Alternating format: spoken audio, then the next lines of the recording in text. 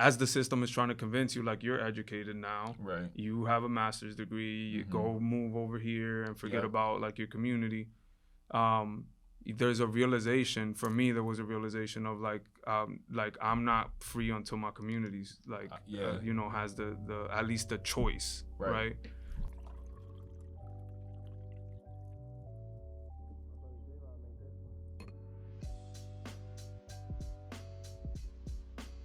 Keepin It is a podcast that really brings together conversation, commentary all over a cup of coffee, and this is the best opportunity to do it. Tonight, I actually do have a cup of coffee sitting with me right now.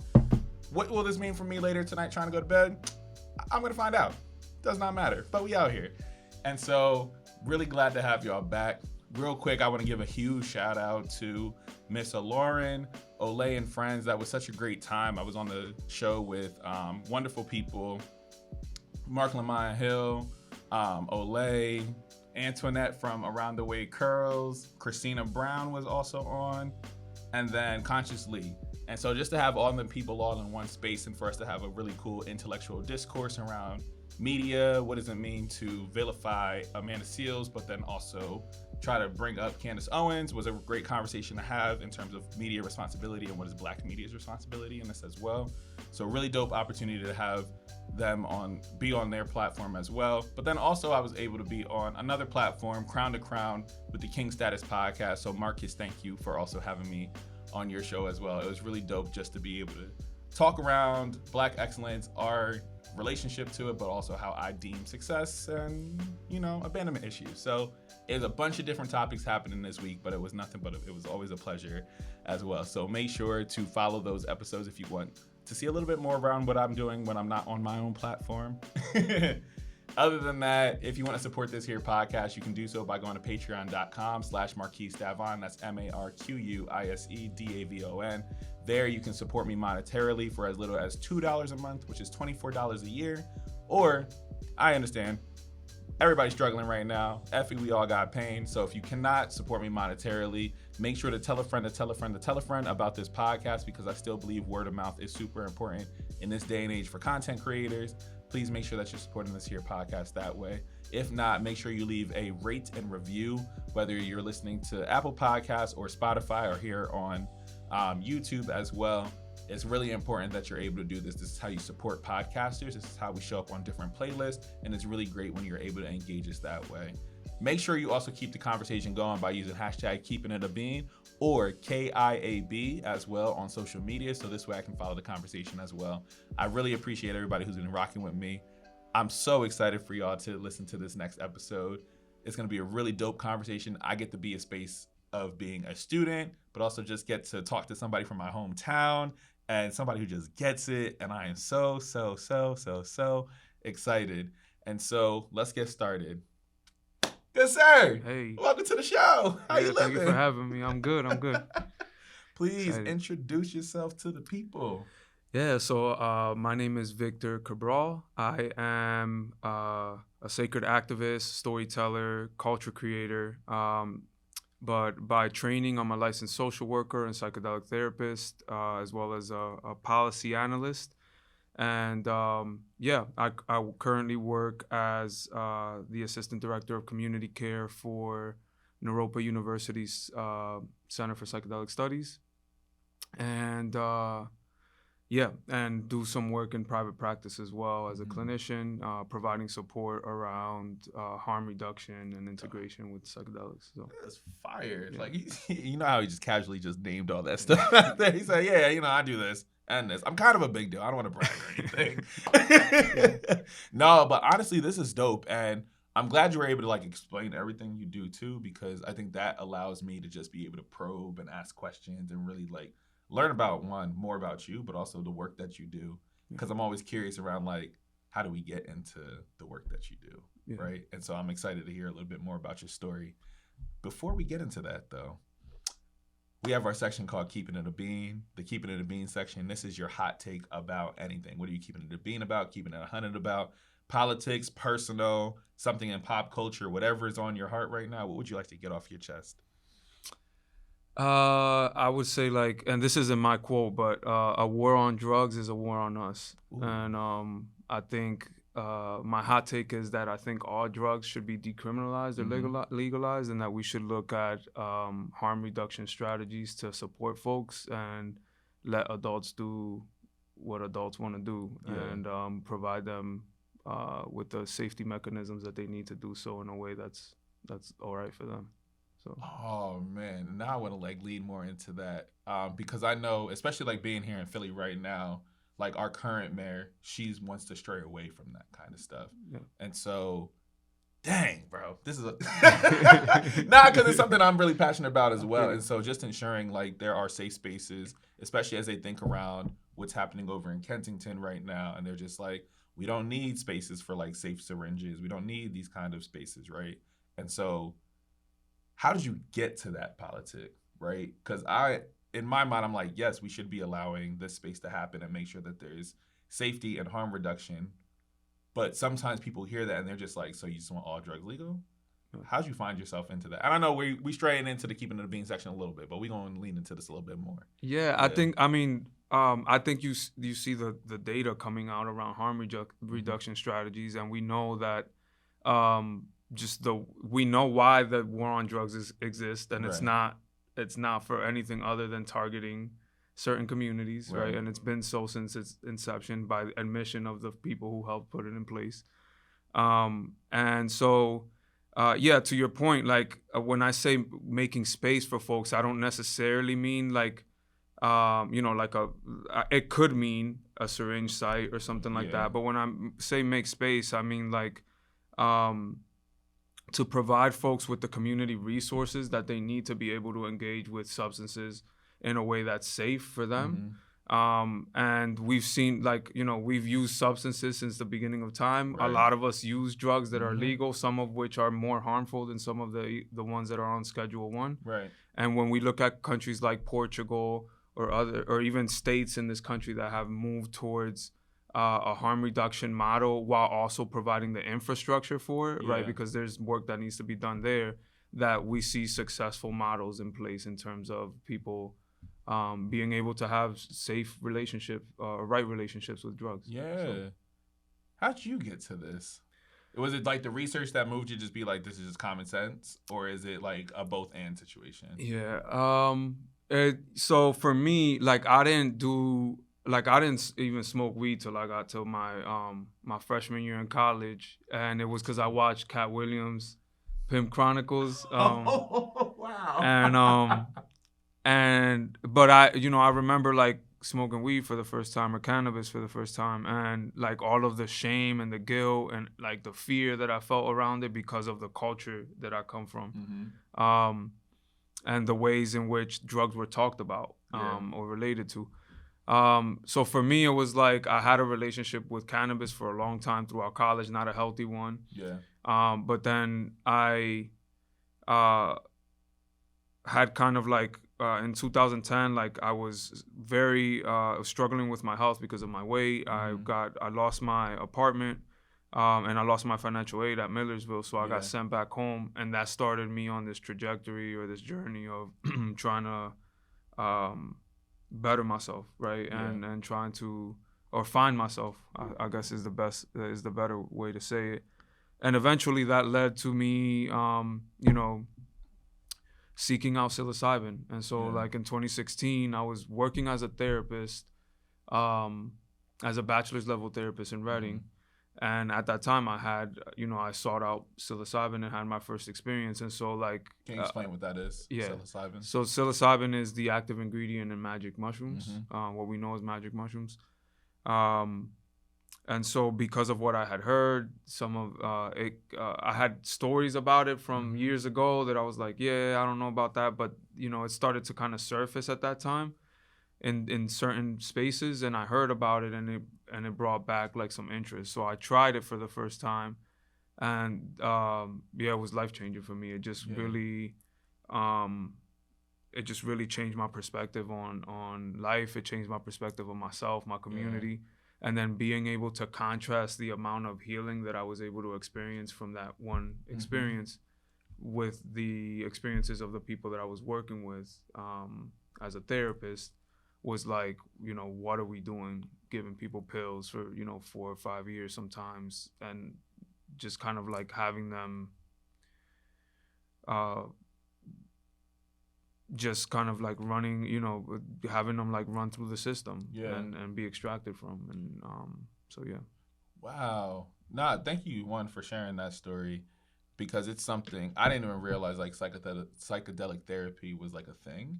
Yeah. And so like hearing you talk around it a little bit more, I know as some of my friends, they recreationally are able to like use shrooms and whatnot. And so they always say like they have this one moment where like they're able to like unlock like a barrier, essentially, is like they go through this journey and they're able to get over to the other side. So whatever they're holding on to personally, everybody kind of says they just have like this moment where it's a strong emotional reaction, but they're also able to release whatever it felt like was locked into their body, is how they always explain it. And so is it something that's similar to that moment that you had when you first tried it? Yeah, I think it could be different for everyone, and Yeah. it could be challenging for some people, and Mhm. for some people, depending on their histories, it can be extremely risky to Yeah. engage with these substances. But yeah, the way that psilocybin, for example, works is it helps rewire your brain, Yeah. and the way that your brain usually works, the default way that it works, is kind of like disrupted. Yeah. And so when, for example, when they put people in like fMRIs, which are like imaging machines, Yeah. and look at people's brains, you have areas of your brain communicating with each other that usually don't. And so Oh. if you've been through certain traumas, if Yeah. you've been through certain experiences, have certain addictions, usually that has to do with experiences that wired our brain a certain way and that have been reinforced throughout our lives. And so this disruption allows for what's called neuroplasticity, Yeah. as well as a subjective experience that could be, at a certain level, it's called the mystical experience, where people Yeah. experience themselves in a different way. They experience what it's like to actually be in touch with something that's larger than yourself. And so that can be with psilocybin or with other substances as well. Yeah. Yeah. Dog, thank you. That I learned me something new today. Not seriously, like I think that is so dope, that you're able to mix both of these worlds together in a way that may not feel normal to the general public. And so how have you been able to navigate ushering people into the space, but also essentially like normalizing like this is also like a space where you can explore this as an option of therapy or an option of at least understanding self, if that makes sense? Yeah, I think for me, like I see myself as kind of like a tool, or Mhm. like an instrument Yeah. of whatever's channeling through me. And so what I've done is really use my own story and my own kind of embodiment of the things that I've learned and that I continue learning, um, to to to be able to like show folks what that looks like, Yeah. rather than trying to proselytize to them. Which early on, sometimes, and if you have friends that maybe like tried mushrooms for the first time, it can be like that in the beginning. Yeah.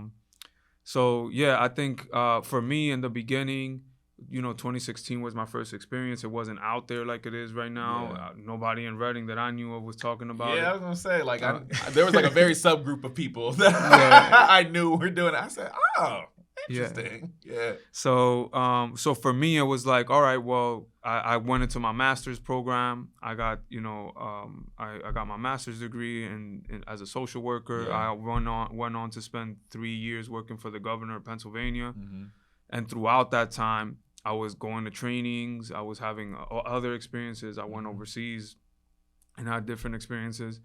And then I just made up my mind, and I was like, this is the amount of healing and things that I was able to move through, just put me in a place where I felt like this is what the work is about. Yeah. And so I took that risk and kind of transitioned out of the governor's office to go talk about drugs. Yeah. And I honestly, I think it's, it's timing. Yeah. MDMA is about to, potentially be approved in a couple months as a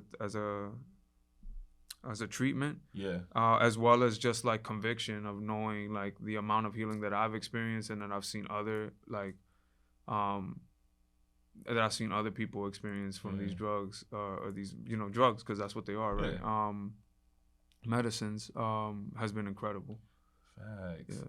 No, that's dope because I'm like fascinated by it because I know even like you mentioned briefly, like culturally, like this was the space. And so I'm even thinking, one, your own ethnic background, like what was that like knowing you were going into this space and seeing like, how's family going to think about this? But then not only that, you also left like policy. Well, not you didn't leave it, but you were like, yeah, I'm not doing this in the governor's office anymore. Like I'm very much so interested in more so drug policy, right? Yeah. And so like what was that like to personally navigate these tensions? Or were you just like, nah, this is where I'm at now, and so you're with it, you're with it. If not, that's okay. But this is the space I'm moving into. Was there like a moment where you were like hesitant in going into the drug policy space? Yeah, I mean for sure it Mm-hmm. was a lot, and especially when I first left the governor's office. But it was like everything was very intentional. Like the weekend that I left the governor's office, like the next day we started filming a documentary. On Yep. Monday I was on Sway in the morning with Yep. Sway, so like there was like a very intentional kind of like transition Yeah. plan. But even within that, like I was scared. You know what I Yeah. mean? Because it's like I had built my resume to the point, or like y'all can't tell me nothing. Like I'm a therapist. I've Dog, been I in remember when you made the the announcement yeah, like on Facebook and you were like, yo, I'm entering like this space and working with the governor's office. Like that was a huge moment for you. yeah, So even to like have such a hard shift was just like, oh snap. yeah, But I think it was dope too, because I know we have not like formally met in person, yeah, but like watching that journey, especially when I was in was I what words? Oh my gosh. When I was in Reading, yeah, like watching that, I said, yo, you really made the switch. And yeah. so like I can imagine like how scary that could have been, but it's so dope to see you on the other side because it feels also intentional around like, no, here's our way of also being able to normalize this because you started documenting it as well, right? Yeah. Yeah, I started documenting it. I started talking more openly about it, Mm-hmm. and also like that transition for me was always the intention. And so Yeah. like I think I had a little bit of that moment of like maybe I could have a career in state government at some Mm-hmm. point when I started working for the governor, but very quickly I realized like my commitment is to liberatory work. And like I'm not with the bureau, like it's there, we need to work with it and understand the systems, and like but that wasn't what I feel like was what I was put here to do. Right. Um, and so there was that conviction as well as like the fear of like, imagine like everybody's like, how you gonna go from the governor's office, right? Yeah. Like to doing that. But for me, I was clear, Yeah. and I saw the path. So um, yeah, and I feel like I picked like it was perfect timing for Yeah. everything. So No, that's really dope. I yeah, appreciate you sharing that story because I know I could imagine like even me just randomly quitting a job. I said I have no idea what my plan is next, and then you kind of just go for it. So especially to see such like a hard shift, but for you, what I appreciate is you having a conviction to understand like this is the work I really want to do, and this is how I know my avenue is for reaching liberation for our people. yeah. And so something I'm curious around, and for a lot of different people, is like how did you get to your particular politic at this point in time? Like at this point, you were like, actually, I've seen the inside of the governor's office, and that's not for me. And now I want to be able to work. Essentially, what does it look like to work outside the system, or even just be able to agitate the system in that way? How'd you get there? I feel like it's been a journey for me, and part of that journey for me has been psychedelics, like Mm-hmm. that growth, that opening, um, and that self work of like decolonizing myself and like working on my like internalized homophobia and racism and like all Yeah. of those things, which is hard as fuck to be quite honest with you. Work. It takes work. And so I think doing all of that for me, um, kind of started to just like I just it didn't happen overnight, right? But it was just this gradual kind of like opening and seeing and Yeah. seeing and seeing, and my awareness growing and my maturity growing, and seeing the results of my growth, first of all within my family system, Yeah. so with my wife and my children, with my friends, and then being like, okay, like this is the work, how do we scale this, how do we create capacity within Yeah. the community, Yes. so that other people can step in. Right. And so that's where I saw the opportunity, with psychedelics being such a disruptor of like conventional thinking and conventional kind of ways of doing and being. our historical connections Right. to these medicines, whether it's like, in Gabon, in Africa, and they have Iboga there, where like you can give that medicine under medical supervision to someone Yeah. who's been addicted to opiates severely, and it significantly reduces their withdrawal symptoms. And after like one, in some cases, after one administration of that medicine, people stop using opioids. Yeah. So like when you start to contrast like the things that are on Schedule 1 versus what's not, what they prescribe us versus what they don't, the Western medical model, and how it's detached us from our bodies and from our spirit and from all of these things. And then you have these medicines that actually facilitate a reconnection and a reclaiming and a rewilding of like who we are as human beings. For me, it was just like, that's the thing, and in order for me to do that, I have to be in integrity with my own work. And so that's what gradually has kind of shifted, I guess, like, and helped me arrive at where I'm at now. Yeah, that's really dope. Can you real quick, just for my audience, can you explain what Schedule 1 is? Yeah, so Schedule 1 through 5 are the schedules that the DEA has for drugs, and Schedule 1 says that a substance doesn't have any medical use and has a high potential for abuse. But when you look at the research, psilocybin mushrooms are the safest drug that there is. It's like on the opposite end of like, I don't know, alcohol and so it doesn't make sense. Like, and we know now that there's reasons why these drugs are on Schedule 1, just like cannabis, right? So yeah. No, thank you for that. I just want to make sure definitions matter, and we be using terms, and I'd be like, let me just make sure everybody knows. No, and I appreciate that story, because it's also just thinking around like our own personal connection to it. I know, like, for me personally, I haven't had that experience yet. It's something I've been thinking around, but also like this reconnection with self. I think even something I realized, like, especially during the pandemic, is how like disconnected we were from like sitting with ourselves and knowing how like our own body functions, understanding our energy and all of that. And so as you're like talking around that, I'm just thinking like, damn, like there was a busyness to life. And so when we were all able to sit down with selves, I remember like those were probably some of my most vivid dreams, the time I felt most connected with my body, because I was not consistently like, here's everything outside, here's all the things of the world happening right now. I was able to just like sit and think and connect a little differently.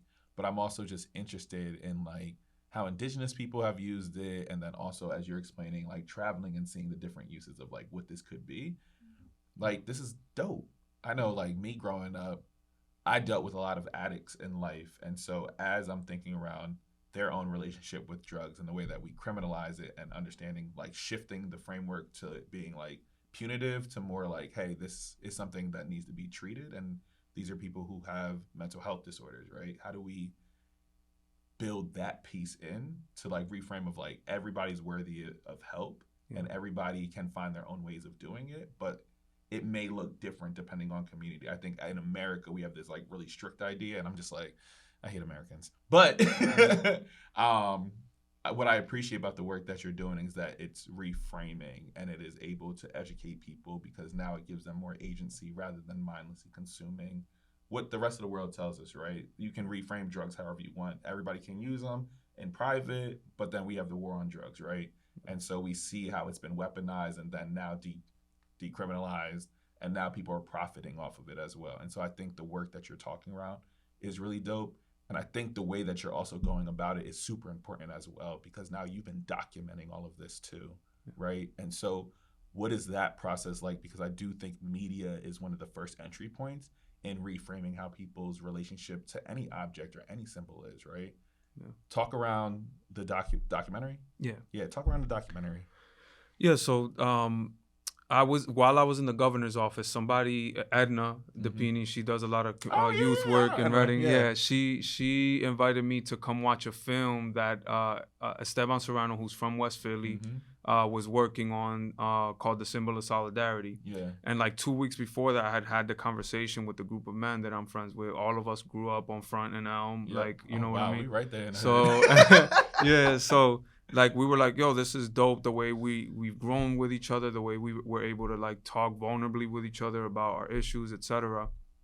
Um, and I was like, we should like think about making a film. And then 2 weeks Yeah. later, I went to this premiere and I saw Esteban's film. There was kids from the block in the Yeah. film, and I was like, okay, this might be the dude. So I told Yeah. him about it. Had no clue who he was. Had no Mhm. clue that he was like the creative director for like MTV Yo Just real Raps. casual, right? Yeah, like directed the Beautiful People, like Chris Brown video, like Yeah. all this, Oh, like what? yeah. Wow.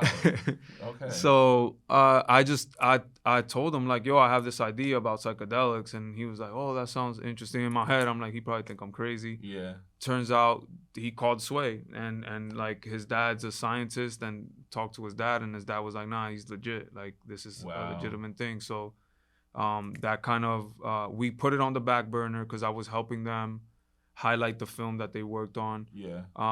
And we did the first Racial Day of Healing in Pennsylvania.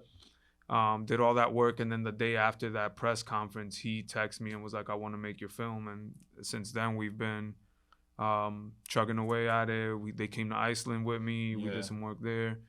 And yeah, that's what we've been working on. And it's really like multiple stories Yeah. and exploring the reemergence of these medicines from the perspective of people of color from a lens of hip hop. So you have like Melissa Ford is part of it. Yeah. Sway, Eric, Esteban, both like been in the entertainment industry, hip hop industry for a minute, and really just trying to like inform our communities about this from our perspectives, and also like the medical model is not necessarily inviting to our communities or Right. inclusive of that. So trying to like inform people so that we can start to build community-based models or start to advocate for those things now. Okay, we're gonna hold this thought real quick.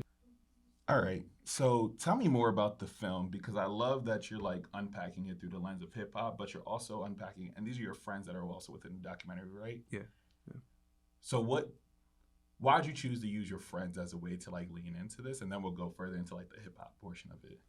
Yeah, so I'll say that it wasn't like me, like it was a conversation that we had collectively about the ways in which we were relating to each other, which inherently challenged like the ways in which we're expected to show up as Black and brown men.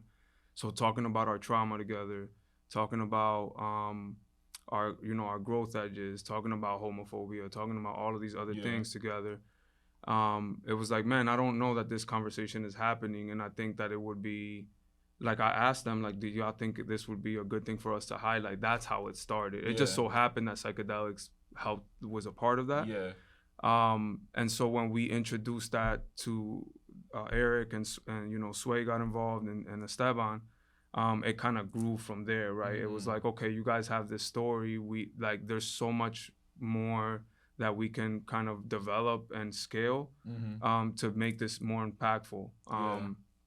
And so our story, like, it ended up like this film is like way beyond any single one of us. Like now, we have Duran Young, who's an 18-year Air Force veteran Black woman, who's also a therapist and a psychedelic therapist. And so she was part of kind of coming in and sharing her story. And we're talking about going back to Africa, as well as like all of these other elements of the film that really look to ensure that our communities are educated and aren't left behind, and that we do that through stories that people can relate to. And so that's how like the friends, like our thing came together of like, we've always said like we should write a book or we should do this or that, and it just so happened that this like pipe dream that we talked about casually like ended up having Sway and Eric and Esteban like buy into it and turned into this whole other thing. So because I think it's like the perfect timing too, right? Like we're in a space where we are navigating what masculinity can look like for Black men and expanding those thoughts, but also what does it look like for us to be like emotionally connected to one another. I know when people look at my platform, somebody the other week was like, yo, you and your boys, that's the kind of friendship we want. Like you talk honestly, you're emotional with them, like you tell them you're proud of them, all of this, like they're like, this feels foreign. But hearing your story, I'm like, I think we just kind of do it in silos sometimes. And so, and other people are just scared to do it, right? And so I think that idea added on with the psychedelic aspect to it there feels like there's like this through line of reconnection to self a lot more. So reconnecting to your own self, reconnecting with your boys. And then when you also say going back to the continent as well, like that to me, there feels like there's an intentional way of like, how do I connect to my spirit again? And you're doing like a really, really dope way of doing it. And then to add the hip hop element into it too, I think is crucial because it is like a fuller experience because we can connect through music that does tell a story, that those are our roots. But then the other piece is like, here are your friends, here's a space, here's this psychedelic. All of that to me goes together and it makes sense to like the story you're trying to tell. And I'm excited to see like how people are going to be receptive of that because by you humanizing your experience, you normalize it for everybody else because now it's not like there's a difference when you're preaching to people around like, here, try this thing, do this thing, do this thing. But there's another piece when you invite people into your world and because you make it safer now for people to think around trying it and reframe it because they see you on the outside and they're like, this man is doing everything. What's going on? And so I thank you for the work that you do. And I think it's important for the way that you're also crafting it has been, for me, that's what's interesting and compelling because I think that will move the needle because I also believe like culture changes before politics ever will. And so like, how do we normalize it into a space where now at this point, you have to decriminalize, you have to make it recreational, and now you can, there's no stigma behind it, so people can ask for help if they want help, or people can just use this without this idea of shame around it too. Yeah, stories are liberating, man, and especially for our communities, and so that's part of the intention behind it, and also to educate because as I mentioned earlier, like there's a way to engage with these medicines. There's like preparation and integration and like getting support around that. And so for our communities, it might not necessarily be realistic for them to expect the medical system to provide that in a culturally competent way and in a way that's and so like building capacity, educating, making sure people are safe and have the information that they need so that if they make a decision to engage with these substances, that they know what they're getting themselves into and how to get support if they need it. And so there's a lot of like different moving pieces, but it all is with the intention of disrupting and getting our folks to start thinking about liberation and what that looks like for each of us individually and then collectively. And how do you see that, taking it back to Reading? I think I would say like I feel like I have a very unique, growing up in Reading, you have a very unique space to be in because we have so many different cultures that are around us. We have so many different people. We have so many different opportunities. And in that, I think we develop our politic a little bit sooner in a space because we're forced to engage with so many different cultures and so many different norms and how people are being impacted, right? Like I grew up, one of my best friends was undocumented, so I'm seeing how that system was not working. Going to somebody who's a Mennonite, right? Like different freaking people growing up. So how do you think growing up in Reading really impacted and shaped the work that you do today, but also just like your idea around liberation? Like I tell people all the time, like I sound like a dude from Philly that's Dominican, that's from New York, that's from, you know what I mean? Because of like that melting pot that is Reading. So I think it really did. I went to Exeter for a little while, so I experienced like that whole thing. So that time. So I think it really did help me have like a different perspective. Like I knew so many different people, and then growing up where I grew up, like on Front and Elm, and like it was a rough area to grow up in. So I think it built like. But through all that, I've always had love for my community, and I think like that love is what's always oriented me toward. Like I started my journey on liberation to liberation for myself because I was like stuck. I was suffering. But you get to a point in your healing or in your liberation or whatever it is that you realize like that. As the system is trying to convince you, like you're educated now, you have a master's degree, you go move over here and forget about like your community. there's a realization for me. There was a realization of like I'm not free until my community's has the at least the choice, right? And so that's really how it's influenced me to stay connected, to stay grounded and humble, and stay like realistic about what actual suffering looks like. Yeah. Because a lot of times I'm in these spaces where where I, like spaces I never would have dreamed of being in, and I'm like, this isn't real life for the people that I love and care about. And thank you for naming that, because that's definitely like in my space of liberation as well. I had realized I was having a conversation, and people who experience poverty and deal with it, we react generally in two different ways. Either we are like, let's get as far away from this as possible as we enter these spaces, as we move up in class, as we move up in access, whatever the case may be. Or we're like, dang, I know that other people are going through this, and so we're committed to, we call it struggle work in the Black radical tradition, or you're committed to the struggle, you're committed to communal liberation and what that looks like. And I feel like most times, anybody I've met growing up in Reading and they talk around liberation, it's never just like a singular thing like, oh no, them niggas over there can do whatever they want.